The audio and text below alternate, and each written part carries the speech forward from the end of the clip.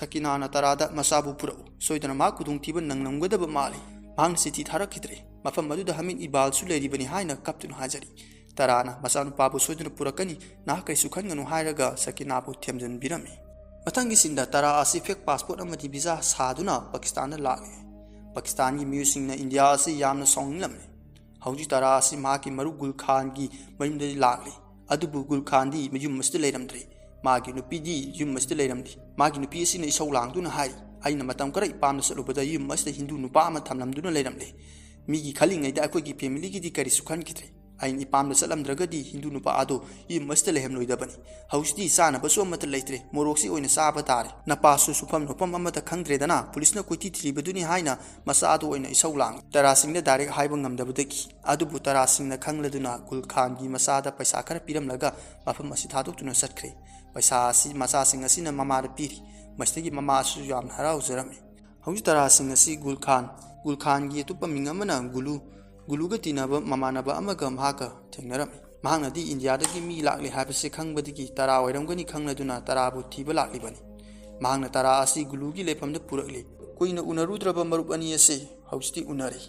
guluna kaptuna aibo mutakan bi aibo pulisingna koiti thiraga aibo phubire hari tarana jite karade laikhrabage hain hangli guluna hari mathawna phaba ngangni nangna nasabu nungsiriba adudagi nangi nasana nangbu nuksibana hena helamgani nangbu pangnabagi damakta thabak kaya ama mahangna tawribani mayamgi sanaba biryani sem saduna jen pawbadi mahag yauki nahabu jena thiba sangnubada jendagi thorakpa ngamkitre mahag phakri hairaga wari lirakli hauji jite asi magi mapagi mamanaba truck driver asiga mapagi maramda wari sanari ngaida ISI Anwar hoi sanglaktuna jite bu phakri aduga muskana mating pangduna mafam asta sanglakliba haina su jite da hari muskan su mafam asta phaduna puraklamle masigi matung Hamid Iqbal jite bu phuduna olibasi ulakli Hamid Iqbal harakli nangi na paso asumna awaba khanglamgani nangi na paado hauji su hingli adubu nangbu kanaba mahak soidana mafam asta lakani hairaga namaz ki matam yoruduna sanabaki tawbaga jite na Hamid Iqbal bu kauduna harai aigi pa na hinglaga masa aina kari warugani nahak lai khurumba chaliba natra lai khurumbada aigi pa ado Pakistan laktana bagitamakta borni so karigumba aigi pa na Pakistan laktuna masa aigi orimi fibu masi ubada nangbu masit setuna hatuk pikragani Pakistan leiba miusingna nangi sadung masit singadu masing thiba ngamloi haina hari wahi se tabada Hamid Iqbal asi sauduna jitheda tamchina putharami tawriba kudima ase guluna tarada masagi maramda wari liribani wari sing asi tarubra tarasi atuki matik songlami aduga Hamid Iqbal mu hatkani makradi leibagi hari mastagi jite ki poster ma tarada pirami matangi sinda jite asi hana bigdamaktu purakli mahak masa ase yamna waba haibdusu ori muskan su mafam asta leiri jite ki matawasi yengba ngamdre jite ki matawasi ubada leiriba muslim paza sing su nungaita ba haibdu ori muslim community ki leader man hari nupa asigi maitung asi yenglugano mahak ase Indian spy mahang fake passport namadi visa saduna Pakistan sanglakibani adusu muslim saraga mahang Islam asibu mahang ikai pibani mahang na mapagi matawgumna Pakistan gi nupi ama busu nungsi moithem tawduna nupi ama gi ikai kumna ba mangalabani hari wai se tabda muskana sidi nungai ta bahar du ore aduga thautuk ama ningsinglakli Hamid Iqbal da muskana hari jite bu amukta ngakpiu mahang ai gi kai kumna ba lobadi lairadana ai gi sada phabu amukta soktribani mahang crime ama ta su tawbunate mahang spy su nate mahak ngakpiu haiduna makung pairaga hajari adubu muskan gi uncle Muktir asina Hamid Iqbal da muskan hari base asumani harubada Hamid Iqbal na Muktir asida nongmena kapnami aduga muskan da paper amada sign tawnabagi damakta Hamid Iqbal harami kariguma sign tawdragana nangi napabu nongmena kaptuna hatkani haina suki helami muskan su upai leitana paper asita mangna sign tawrami hauji muslim leader asina muskan harakli paper is the idibawala si nahang ibanatra masigi nupa asina nahaki ikai kumna baloki banatra sign asina haki natra natraga kanagumna sign asi nampuda nanguna tawlibra hain hanglakli muskan jiteda nungaitana yengli magi family ki damakta khalaga amadi jitena sumani haina bagi damakta ingit pirakpaga muskana signature asi mahaki ni hairaga kapsarami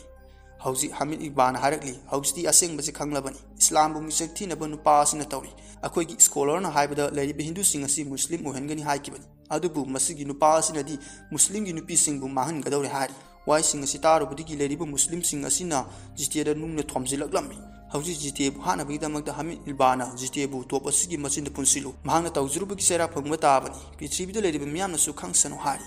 jite na Hamid Iqbal na lauduna harakli नंगना कुरान पारिबा अदुदगी हेना आइगी माना कुरान की मरमदा आइंगोंदा कयाम हाबिख्रे ताकपिख्रे अदुगा कुरान दसु असुमना इरिबदुनी सिगदरोबा मी अदुगी अरोइबा ओइना मांगना करी पामलेबगे करी खंजरिबगे हाइबा हंगिबदुनी मसी नांगनाति खंग्र माले हाइन हारकली मसदगी हमिद इबालना हायु नांगना करी पामबगे हाइन हंगलकली मतमसदा तराना इसानुपा इपागा नंग उनबा पामदब्रा हाइन लाउरकली जिति बुहाना बतोरि मफमसदा तरा असे लागलमले जिति नो अपा लाको उजब असदा मबितगी मपि तादुना कपली हमिद इबाना तरादा नाहक्ति मतम साना मफमसदा यरोले नंगी नमामक्तदा नंगी नसागी अरोइबदु ओइरगनी नहांना army निफु हालमनगा चेनकिबनी ngasidi aigi ningbadu thunglagani hari tarana sir aigi sabumda thadokpiu ma isamsama miyoy amani magi mara laiti nangi yeknabadi aini ai haujing namangda leptuna leiribisini hami ibana ai yeknabadi india da leiriba hindu singni nakoina india da leiriba muslim isinau singbu watnaiba kayama toribaduni hausti masigi ningtamba fangnabagi damakta honagani hari wai sataro badagi tarana kanana ningtamba ohengadoribanu india si musliman sing sikh Christian singisu Hindu singisu saru yauribani community khudima punsilaga ningtamba ama ohinaba honakibani thawai ke amasu mangna khrabani hari hauji tara amadi hamid iban mara yenarakli hamid iban oidaba ke hairak pasita tara na hari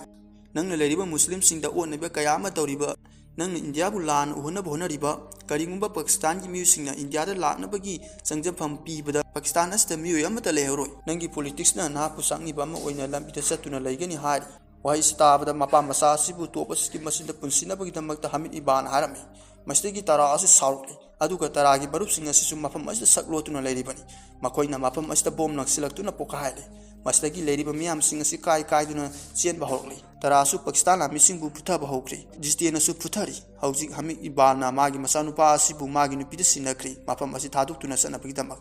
Taranasu jitibu thaduk piri makoi ani bu phanaba yamlaba lamni ke amasu sensilagi adubu mapam sasangduna puta bahoroli mapam asa tawriba fight kisin asi yengbada yamna nungaiba fajaba sin haibadu oi adubu hauji hamid ibana jiti ase phakri mangna tarabu kauroli magi mamangna throkna bidamak taranasu khangli jiti ase phare haiba hauji mangna hamid iban gi myada lagli hauji mangna lakpada hamid iban masanu pa asisu tarana phaduna leiramle hamid ibal karisi tobang ngamtre masanu pa pharamba asida jitena hamid ibal da hari aina nangon hai krabaduni adubu haujiti ipana nangon da ku thadri bani hairaga mamai da matin sichilamlaga tara amri jiti gai thauduna satkri hamid ibal gi masabusu mapam asda karisi tek ta kaidana thambiram lei matangi sinda hamid ibal asida mahaki sadana karim nabiri tara amri jiti bu phabang ngmauda asida adugo numi numni gi manungda tara amri jiti bu phabang ngamdrabadi India da makoi hankrabadi nang busu Ashraf Ali da phasi tawduna hatkiba adugumna hatkani harami hamid ibana makoi bu soiduna phagani haramlaga mahak mafam istaki satkre masigi matung tara hoi India da handana bagidamangta police singna koiti thiba hawkre tara amadi jiti busu police singna phadana bagidamangta question senduna lone masigi matung tara hoi sakina ga phone da wori sanari aduga makoi atubada India da laklani hari adugu makoi na lerim fam masta police singa se lakli aduga surrender tawna bagidamangta harakli Mastagi tarana policing asi etek toksinunnaga makoi selakli policing asi nasu nomaina kap tuna tanarakli policing asi tara amadi jitena putharami aduga selaktuna gari amada tungkatlaga lagli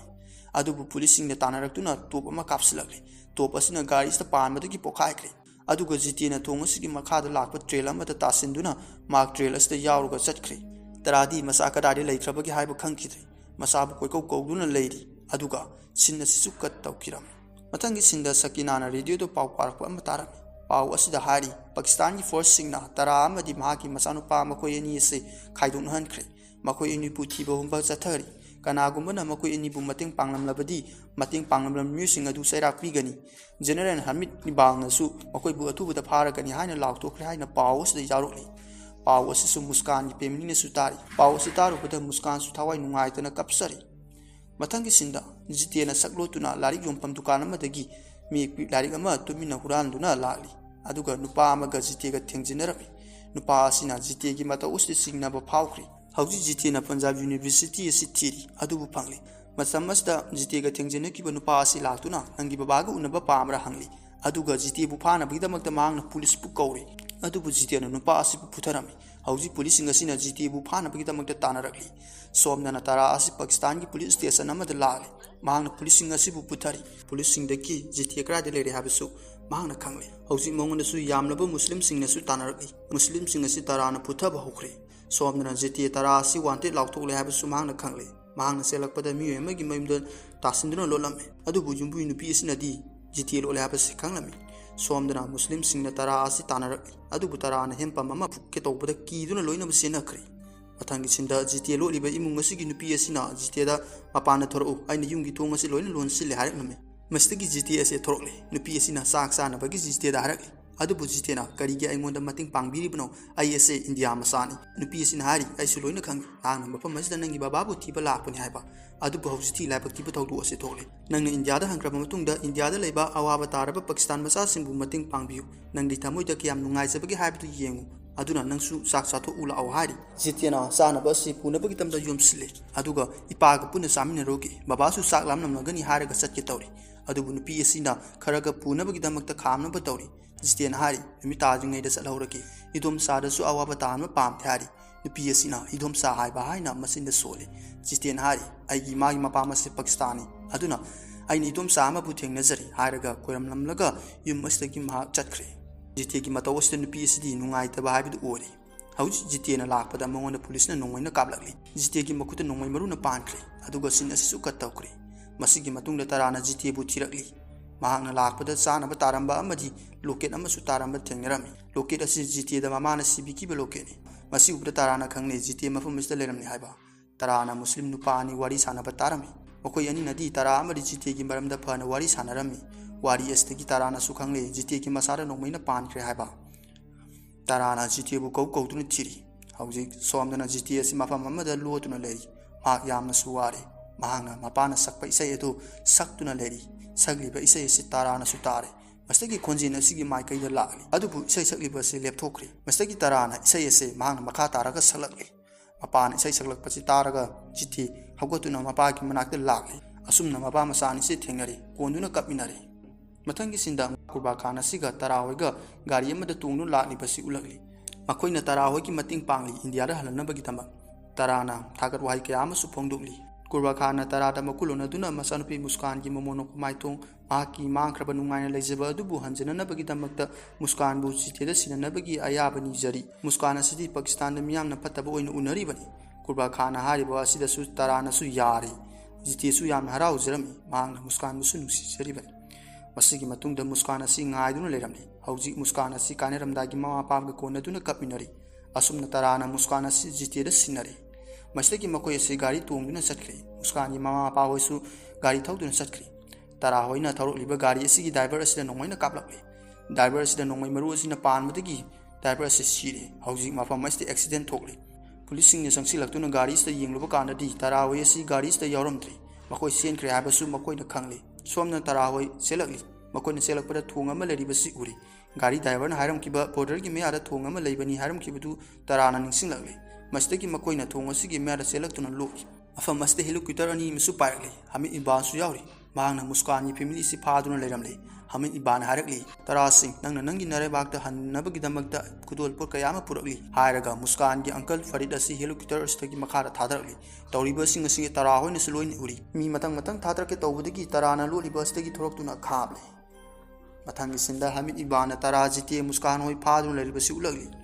hamid ibana usitana tara dhari haustin ha kamdona na thuktuna sarkani mafam masta igi sasu leitre leriba lami singa sin na kamdona na thuk kadrubni hari aduga jiti da unsi laktuna na fasu mafam masta lere se aigi maistra tin chisel o haraga jiti bu puthari aduga hara i aina diga zwahin na se pamari aduga nang pakistan da laklaga nupi sungbu thau istaba pakistan da laktuna hindustan zindabad haina lauri ba haraga magi lanmi amada camera on tau record tawna bagi hari hamid ibana thangsa ama satok tuna jiti da hindustan murgabad haina bagi hari tarada su hari mapa masana hayu haiba yadre hindustan zindabad haiduna lauduna leri aduga tarana hamid ibal de attack tawkhri mahapu phasili bastagi mahana nantrokle aduga lanmi singbu su hangna putharakle mapa musta india ke amadi india lanmi ke amas phajinduna lerabani makoi ni hindustan zindabad haina lauduna taragi thawna hapakli yamna ba lanmi sing asiga taraga phunari hamid ibal musu tarana puthakri jite su phajili bastagi nantrokle mahana phajinduna thamliba lanmi sing amadi muskan busu thadukpiri mastagi makoi su lanthingna tarana tawriba action asidi aroibani film yenglaba singneti khanglongani hauji makoi si tingamda tongkatuna ting thawraga makoi chatkri makoi bu phana bi damakta tanarakli to kaya amasu kapali tara amri jitena bom kaya amasu langsili हौजिक मखोइगी तेंग असी तो कागे तौबदा मसिन असी ममाई लेबि याद्रे मस्तगी मखोइ मयाम संगदुना ममाई असी लैथोले मस्तगी तो कापसिनदुना मखोइसु लांदाबा हौक्रे हौजिक पाकिस्तानी तेंगसिंग असी लागदुना तरा होइगी तेंगसिंग असी बु फाजिनबगी तौरबि अदुबु तराना तेंग मनुंगसिदा बोम हापसिनदुना थुगारमि हौजिक मखोइगी तेंग असीगी सका असिदा तोपना पानबदगी सियलु हाबि याखिद्रे हमिद इबाल होइना कोइसिनदुना लैख्रे हौजिक तराना हमिद इबालमु मखोरि मेलगा हानबगिदमक्ता तौरे मफम असिदा पाकिस्तान आर्मी क्यामसु लागले अदुगा माकई अमरमदगिसु इंडिया लामिसिंग असु मफम असिदा लातुना लेरमले पाकिस्तान गी लामिसिंग असी सरेंडर तौरले मखोइदी इंडिया गी बॉर्डर योक्सिलमले तरा होइबु तानरप असिदा मसिसु हमिद इबाना खंगले मा मुसु फानबगिदमक्ता कोलोनल रवता सरेंडर तौरी कोलोनल रवना हमिद इबाना थिना ngaले नहांग हारी हौजिक मफम असिदा वार असे थोक्थ्री करिगुंबा लाहौर वा असे थोलमलगदी आइकुता नाक लोइसलमगदबनी मफम असिदा वा थोरखद्रबनिना नंगुसु फानब एरेस मेमोसु याउते हौजिक एकोय एसि मफम असिदा लेरमदे हाइना सुखलु नंग अमदि तरासिंग यानबा अमा थमु हारी तराना हमिद इबानदा थांगना यानगे तौबदा खोइरमलगा तरासिंग आइगी फैमिली लेरिबनी इसाबसु लेरिबनी अदुन हापीदनबगिदमक्ता हमिद इबाना तरादा हारी तरान हारी नंग हाकिबा फैमिली अमदि अंगांसिंग अदुना कमाइना तौबा नंगना ममांगना थोखिबा पार्टीशन अदुगी खुदोंग चाबा लौरगा फतबा थबकसिंग असि तौरगा लापनी नंगना धर्मसिंगदा ओतनैबनी हारगा महांगना मखा तान हारी मुस्कान असि कुरानेना खलो अदुगा जितेबुना भगवत गीतानेना खलो अनि इस्तेगी नाहक सुस्तौ नंग हिंगबा अमदि सिबा हाबसे सुस अस्ते लैरे हारी मसिगी सुस तौबगी थौंग असि हमिद इबाना हिंदू सिंगदा हाटपा मतमदा महांगना हेक तौई अदु भौजिस्ती मंगोंदसु तारे सुस असि महांगना तौबा तारे हौजि हमिद इबाना महांगना तौकिबा क्यासि निंगसिंगलगा महांगना गीता ओइना सुस तौरे मस्तगी तराना महाको फुई अदु हारी अंगांग अनि मसे नंग नुसिना कोनसिनबिबा याबनी नंगबु करम मखंगी मीनो अनि इस्ता करी खेनबा यावरिबकी भगवत गीता अमदि कुरानदा करी खेनबगी करिगुम नंग ईश्वरगी लंबिदा चलमलगदी मांग ताकपा थोलिबा से थोलमलोय शांति ओइना लेरमगदबनी हारी इबालबु करिसु तौदना थमलमलगा अफम इस्तागी सनबा थोरबी हमिद इबाना मागी म्यादा तारिब नोंमै असि लौखलगा तरासिंगदा कापनब तौरली अदुबु इंडियन आर्मी सिंगना उरदुना हमिद इबानबु नोंमैना कापतुना हातोखरे हमिद इबाना तौरिबसि फत्ते हाबा खंगलकपदगी पाकिस्तान आर्मी अमना हमिदा नोंमैना कापसिलामे हौजिक कोलोनेल रवटना तरादा हारी तरासिंग नंगबु ओइना थागतबा पोंगदोली नंगना नंगी नसाबु इमा लेबाकी दमक लानमी अमा आइगुम ओहेनबा पांकिबदाइनी आइना खनबदा महाक आर्मी इस्ता जॉइन तौबा यारानी न खली हौजिक आर्मी इस्ता जॉइन तौबा यारबरा हाइनसु जीटीएदा हंगी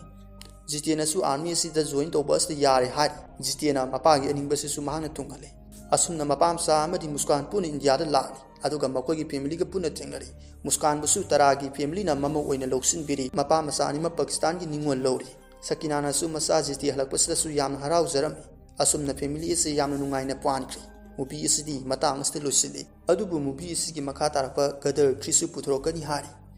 मयाम ngasiगी मूवी असि मतांग असते लोसिनजरी आइन मूवी असि पाथोपो मतमना सोइकी लानकिबमदि सुतनांदो बयारबसु मयाम ngakpiyo मयाम नुंगसिबदुना igi channel asibusu like comment amdi subscribe tawbiram hajari hanadagi hawna igi channel asibu support tawbirabusing amadi नौना सपोर्ट तौबिरबुसिंगबुसु आइना हानिंगा लेतुना थागतपा पोंगदोक्सरी फरे मयाम मथंगी एक्सप्लेनेशन अमुक थेंगरसि ngasiगी काइनरसि बाय बाय।